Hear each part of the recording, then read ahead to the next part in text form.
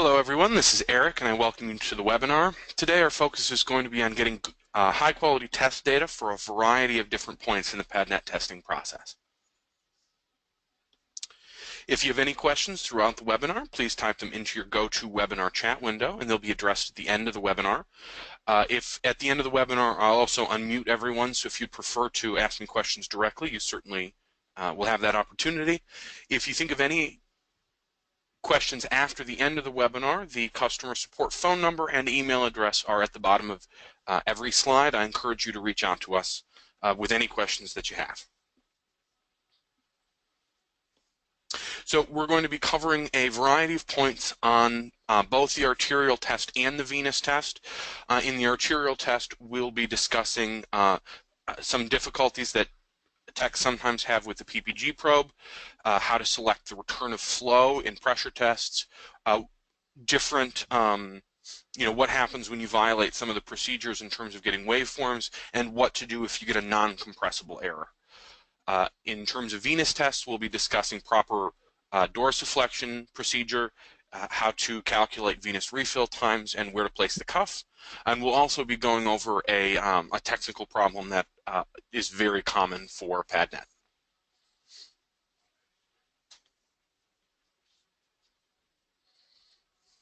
Attaching the PPG probe correctly is important for getting proper data. Here's one example of what your PPG probe might show you. On your test, the pulse won't necessarily look quite that perfect, but if you see a series of zigzags like the picture below, you'll probably want to adjust your probe. If you can't find the pulse, there are a number of things that might be causing that.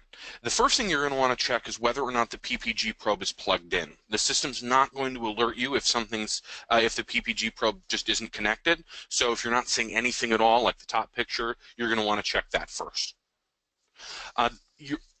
Especially in the toes, it's very difficult to get the pulse, to detect a pulse in cold feet, particularly if you're testing diabetic patients. If you're going to be taking pulses from the foot, make sure you take action at the beginning of the exam to keep the feet warm.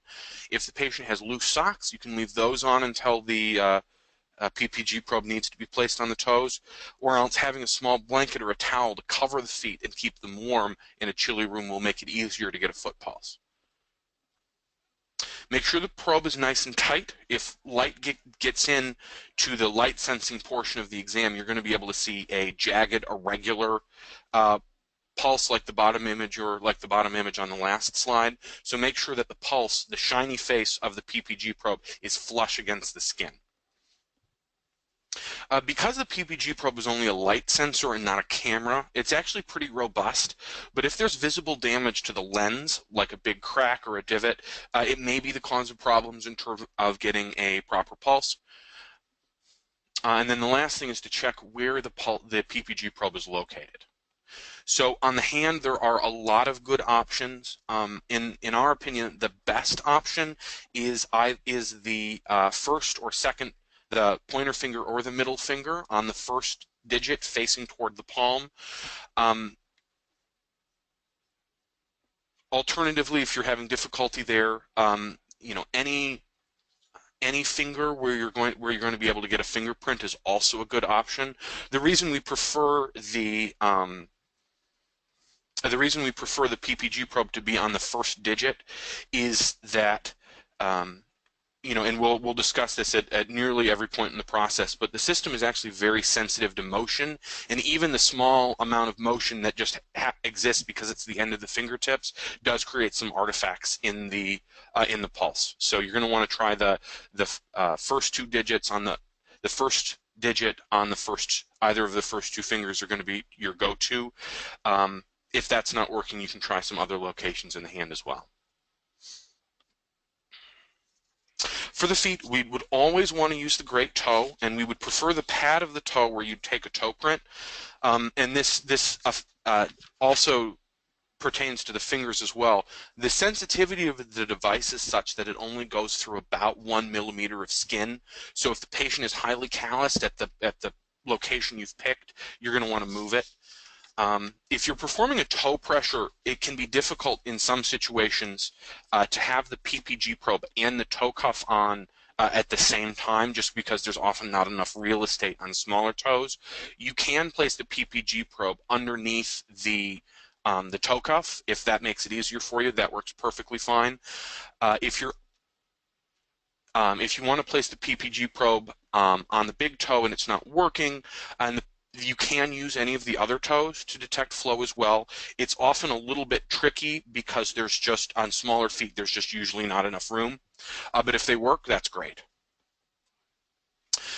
If you're unable to get a toe pressure in the great toe, often because it's been amputated, and the smaller toes aren't working for you for whatever reason, you can try to get the pulse in two other locations.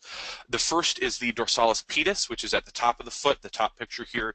The second is the medial malalis, which is on the ankle, behind and above the ankle bone, about 3 fingers up.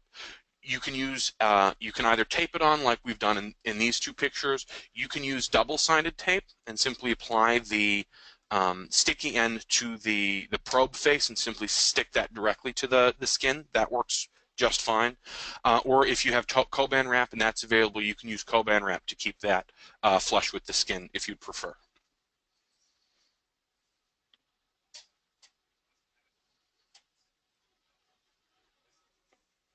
A common difficulty with the PADnet study is not knowing when flow returns in our systolic pressures. In real-life studies, it's common for there to be blood spurts and jagged lines that confuse the signal. Most graphs have 3 sections, flat to the left where the flow is occluded, and then it gets wavier until you have essentially mountains all the way on the right-hand side. The thing to remember is that you want the point where where you start getting foothills that eventually are going to turn into mountains. So in this case, it's the green arrow here. I also want you to keep in mind the fact that it's registering the pressure where the cursor is on the box on the right-hand side. We're going to talk about that in 1 second here. Here's a real-life study. It's tempting to start at the red arrow where you can see that blood spurt that sort of makes its way through the cuff. But again, that's a spurt and not an actual pulse. You also want to remember that the system tracks you where your cursor is on the blue box, again on that right-hand side. If it's very unclear, you can guess the spot with your cursor and just mentally note what that shows in the right hand, in that box on the right-hand side there, and then you can click Can't See Return of Flow. The system will move to the next screen and give you the computer's guess about where flow returns. If your guess and the computer's guess match or within, say 5 or 10 millimeters of mercury of one another, then that's great. Just continue on with the test. If they're wildly divergent, Joe, at that point, you probably just want to reperform the pressure study.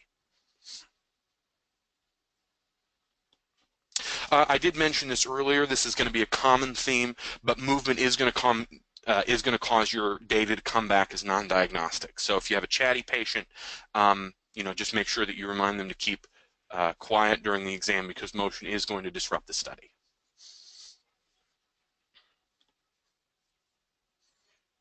A lot of PADnet data comes from these PVR waveforms. This is a sort of a classic waveform. You can see that they have that all 3 waveforms have a nice even amplitude, which is to say that the peaks and the troughs are at the same height. You'll also notice on the screen that you've got 3 waveforms, which is ideal. Again, not every patient is going to be different, and for some patients you may only be able to fit 2 waveforms, or in some cases even 1 waveform for the patient. But if you can, 3 waveforms is ideal to give the interpreting physician as much information to work with as possible. I want to mention, I also want to point out the fact that the curves are very smooth. It's not jagged in any way. It doesn't, there's not a lot of vibrations or artifacts, and you have a very good quality dichrotic notch in the downward slope. That's that sort of bump out in the downslope. A very common mistake that technicians make is simply that they don't wait long enough for before capturing the image. It does take a little bit, about 5 to 10 seconds or so, so that the waveforms and the system sort of evens out and you get those nice even waveforms. you're going to want to make sure you're waiting until your waveforms are consistent before stopping that portion of the exam and capturing the data. These two errors are pretty common, and the waveforms often look similar. If your cuffs aren't tight enough, or your cuffs aren't touching the patient's skin, probably because there's clothing in the way, the system will have a hard time getting proper waveforms.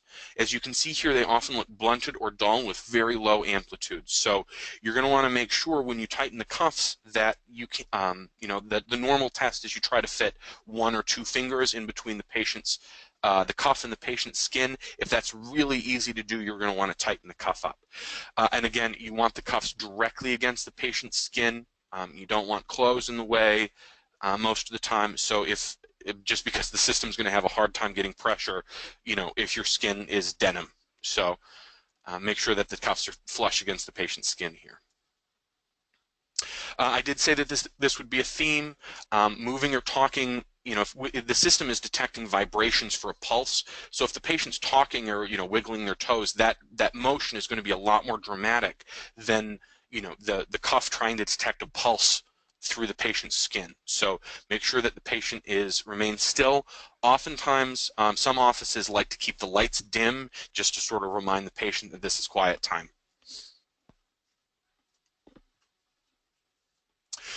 One of the things that the technologist can do is if the waveforms aren't fitting on the screen, they can reduce the gain to reduce the amplitude and make sure that everything fits. Or if the waveforms are already very low, they can expand those amplitudes just to make it a little clearer to the interpreting physician what's going on.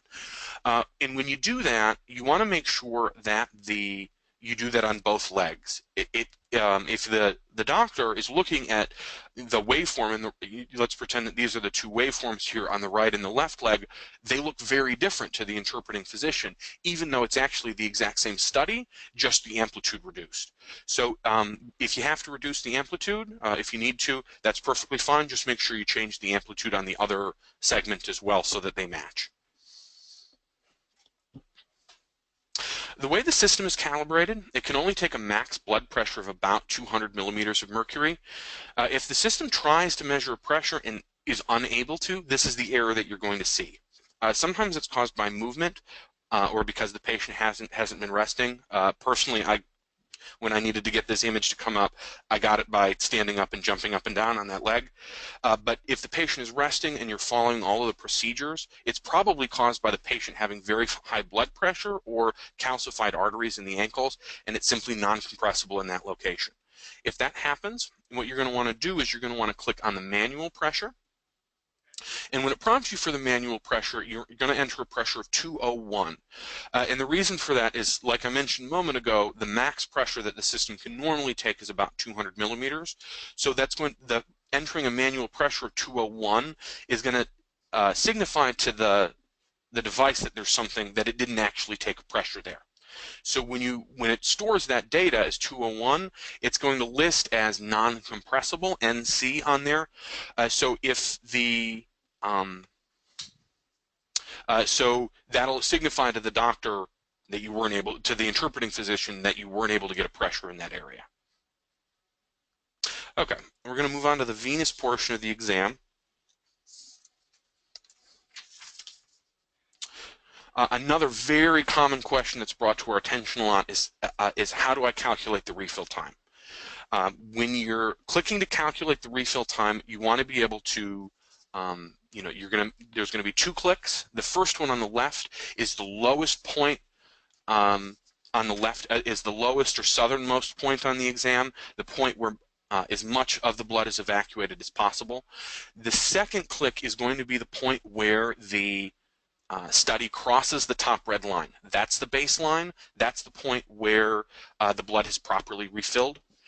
So that's your second click. In this case, the patient only has a refill time of about 16 seconds. So that does indicate moderate venous insufficiency. Sometimes you get studies where the that refill, it doesn't get back to the baseline. It just sort of, it rises for a little bit and then sort of plateaus. In that situation, in the situation where it doesn't ever cross the top red line like this study does, what you really want is the point where the refill line stops, the refill trace stops increasing, essentially the point where the line plateaus.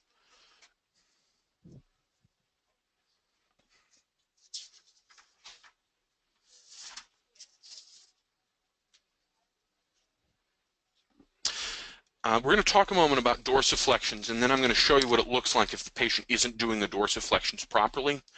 The dorsiflexions are a vigorous and forceful up and down motion, like you're operating a kick drum. You leave your heel on the floor, you raise the ball of your foot, and then you forcefully put it back down. The patient is going to do this between 5 and 10 times until the blood is evacuated. You'll be able to see on the screen the patient perform the dorsiflexions and steadily evacuate blood out of the leg.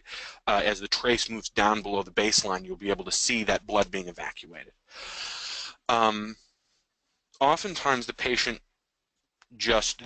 not performing the motion properly. They're doing a gentle foot tap, or they're tapping their toes, they're lifting their entire foot off the floor and they're sort of stomping it down. That's not what you want. If the patient isn't able to determine to perform dorsiflexions, it's maybe because they have leg heaviness, maybe edema, maybe ankle surgery doesn't allow them to perform that motion. They can do heel lifts instead. That works fine. But just like with the gain match in the arterial testing, if you need to do a different exercise, make sure that both legs you have the same exercise. Heel lifts aren't quite as effective as dorsiflexions in terms of evacuating blood out of the leg. So if the patient does need to perform another exercise, make sure you're doing that on both sides so the interpreting physician is comparing apples to apples in terms of the right and the left leg. So you can see here, again, this is what it looks like when the patient isn't performing dorsiflexions. In this case, they're just sort of tapping their toe a little bit. On the previous slides, you can see we've got good dorsiflexions with big changes in amplitude, right? You can see the blood evacuating out of the leg on the dorsiflexions on the left-hand side, way below that red baseline. So in this case, we're just getting little tiny ones that aren't properly evacuating out of the leg. So obviously the refill time is going to be greatly reduced from from a proper waveform. The refill time on this one is only about 4 seconds, which would indicate that the patient has very severe chronic venous insufficiency and is having a very difficult time evacuating, is having a very difficult time evacuating that leg. It's just sort of flowing back down there. But in this case, you and I both know that it's really just an artifact of the patient not performing the dorsiflexions correctly. A lot of technicians, because it is a sort of a larger cuff most of the time, place the cuff around sort of the lower portion of the leg. The cuff should definitely be placed around the muscular part of the calf. Choosing which cuff to use is actually a very important part. The venous cuff is a larger cuff, so if the patient has a larger leg or suffers from a lot of edema, you might want to start there. But if the calf and arm cuff from the arterial section of the exam has a better fit for the patient's leg, usually it's because the patient's leg is a little bit slimmer, then that cuff works perfectly fine as well. So this is what it looks like if you place the cuff too low on the leg. It looks a little bit similar to when the patient's not performing proper dorsiflexions. You can see here on the left-hand side that we're not really evacuating, there's dorsiflexions here, and they even have a pretty good amplitude, but we're not really getting below this line here. We're not really evacuating much blood out of that segment. The reason being, you're looking at the ankle, which is a lot narrower in diameter and doesn't have the same changes in volume that you're going to get out of a larger section like the muscular part of the calf.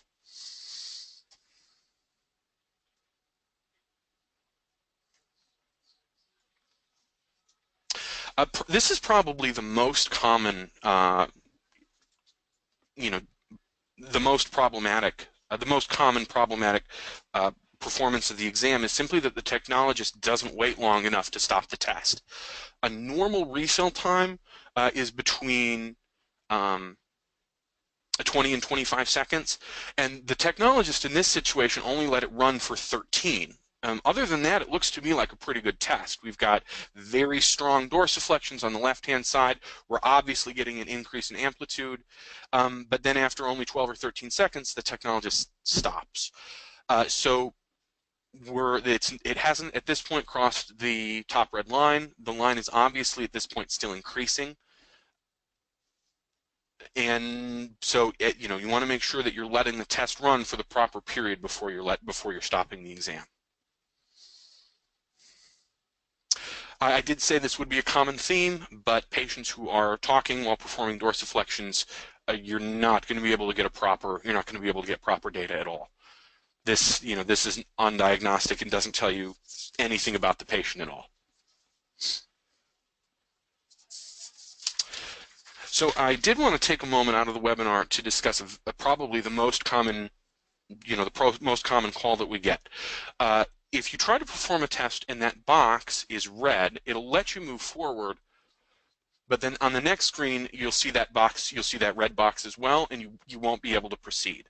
What that red box is telling you is that the computer isn't detecting data from the DTU. They're not connected.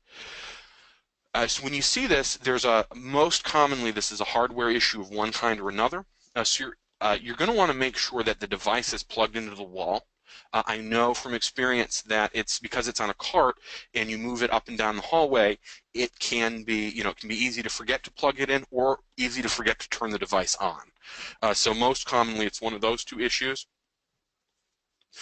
If the device is plugged in and turned on, you're going to want to check the USB connection between the laptop and the device, make sure that's plugged in. And then if all of those are working, you might want to try sort of unplugging the DTU and replugging it into to that port or a different port just to see if that makes a difference. If you've checked all of those things and it's not in there, sometimes when the device and the computer gets disconnected, the computer doesn't automatically attach itself back to the device. So if you want to do that, navigate to the admin section at the top of the PADnet software, go to Office Settings, and then right on the first tab, General, right at the top, there's a DTU port and then a drop-down menu. If it's blank, you're going to want to click on that drop-down menu and select the port. Most commonly, that's COM3, but depending on the situation, the exact model of the computer, the exact configuration of the software, it might be a different number, COM4, COM5. I've seen COM10, but it does need to be selected before you're going to be able to actually perform the test. We're nearing the end of the webinar, so I did want to take a moment to highlight a couple of special offers that we have through Biomedics. The first one is certification through ACFAOM. Most states and most insurance companies require that a technologist performing a PADnet exam is certified through a nationally recognized body. Biomedics partners with the American College of Foot and Ankle Orthopedic Medicine, ACFAOM, to sort of facilitate getting those certifications. The technician can be trained you can either purchase one-on-one training from one of our trainers, or you can attend the Biomedics webinars, which are held every day at 11 Central, 12 Eastern. Alternatively, you can view the recorded webinars on our YouTube channel. After the training, the technician will need to pass a 30-question online exam. Once the technician has passed that exam, they're considered sort of provisionally certified under the supervision of the doctor. While they're provisionally certified, the technologist will need to perform 30 studies in a 90-day period, that's 10 a month, and then ask us to review those studies for competency. Once we've looked at the exams, we've seen that that the technologist knows what they're doing, we'll issue that certification for 12 months. Once that 12-month period is up, as long as the technologist is maintaining sort of that level of volume, seeing about 10 patients a month, will review that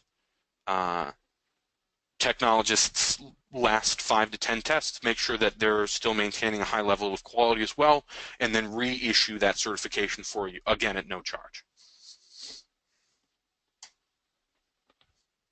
And then I also wanted to highlight our chart review service. This is a free service for everyone that's part of, everyone that has a PADnet contract. We can, at your invitation, we can remote into your EMR and query to find patients with primary indications for both the PAD test and the CVI test. We'll filter those patients against the list of patients that have already had a study performed on them, and then send you that clean list of indicated patients with a script to help you contact those patients and get them scheduled for an exam.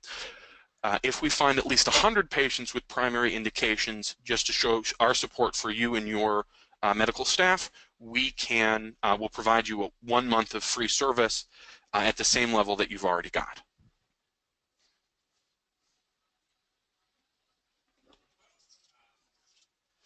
Okay, that's the end of the webinar. I am going to take a moment to answer the questions that were put to me earlier in the exam. So I actually have a question from a technologist here about the non-compressible errors. The technologist was trying to perform the test. The patient wasn't able to be tested on the right arm because of a mastectomy in that location, and they wanted to simply skip the portion of the test. They weren't able to. The system does because the ABI, the apical brachial index, is sort of the heart of what you're getting with PADnet. System really wants you to take those brachial pressures. So if you're unable to, for whatever reason, just like with the non-compressible error, you can type in 201, enter the manual pressure, and then the system will allow you to advance. You can put in. I would recommend you put in the notes why you didn't perform the study, so the interpreting physician doesn't think that the patient has a blood pressure of 201 at the brachial location. But you can enter that and put it in the notes to make sure that the interpreting physician sees that, and then you'll be able to get on to the test just fine. That's an excellent question. I appreciate you asking it.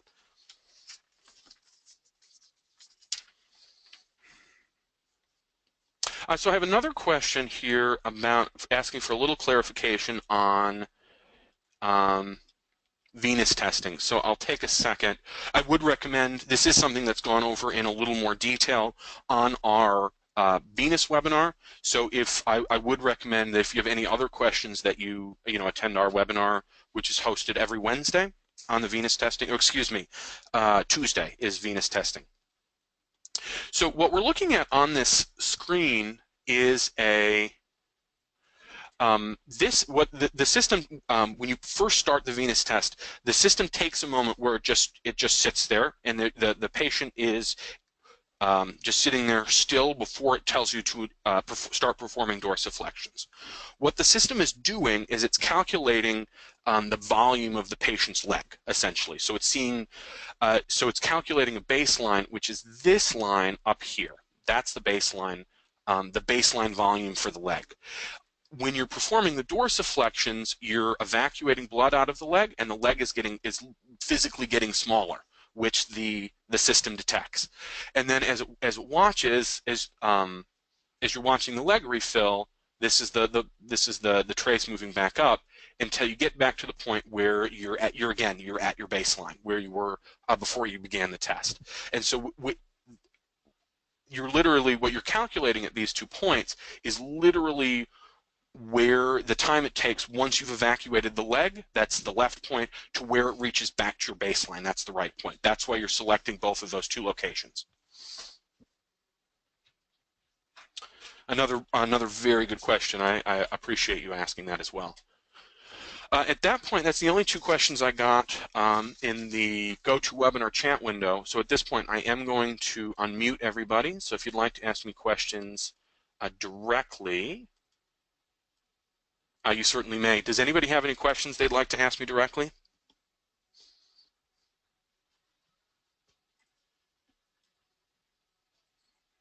Okay. Since there aren't any other questions, I'm going to end the webinar at this point. I appreciate everyone for attending, and if you have any other questions, I encourage you to reach out to the biomedic support line at 888-889-8997, or email us at our support address, which is support@biomedics.com. Again, I appreciate everyone attending, and I hope you all have a nice day.